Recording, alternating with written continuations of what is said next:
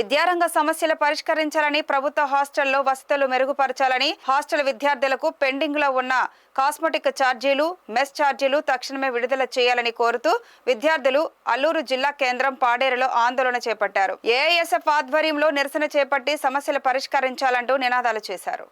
KG to PG వరకు ఉచిత నిర్బంధ విద్య అమలు చేయాలి. ప్రతి ఆశ్రమ పాఠశాలలో మంచినీళ్ళ సౌకర్యం కల్పించాలి. ప్రతి ఆశ్రమ పాఠశాలల్లో, కళాశాలల్లో వెంటనే మంచినీరు సరఫరా చేయాలి.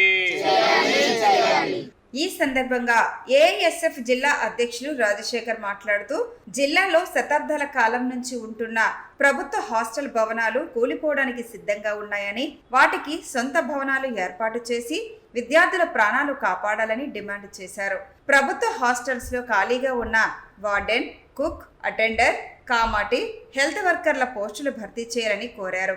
అలాగే ప్రభుత్వ జూనియర్ కళాశాలలో మధ్యాహ్న భోజన పథకం కొనసాగించి విద్యార్థుల అడ్మిషన్లు పెంచేందుకు కృషి చేయాలన్నారు.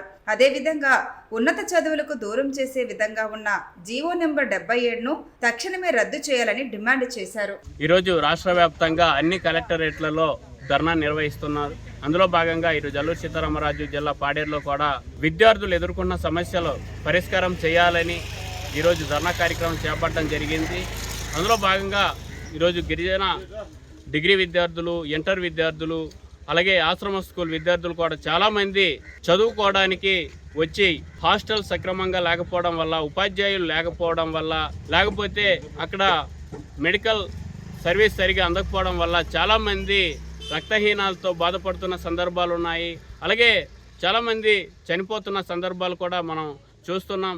ఫీజుల భారం పేరుతో అదే విద్యను దూరం చేసే ప్రయత్నాలు ఈరోజు కేంద్ర రాష్ట్ర ప్రభుత్వాలు, ఐటీడీఏ కూడా చేస్తుందని ఈరోజు మేము విమర్శిస్తున్నాం.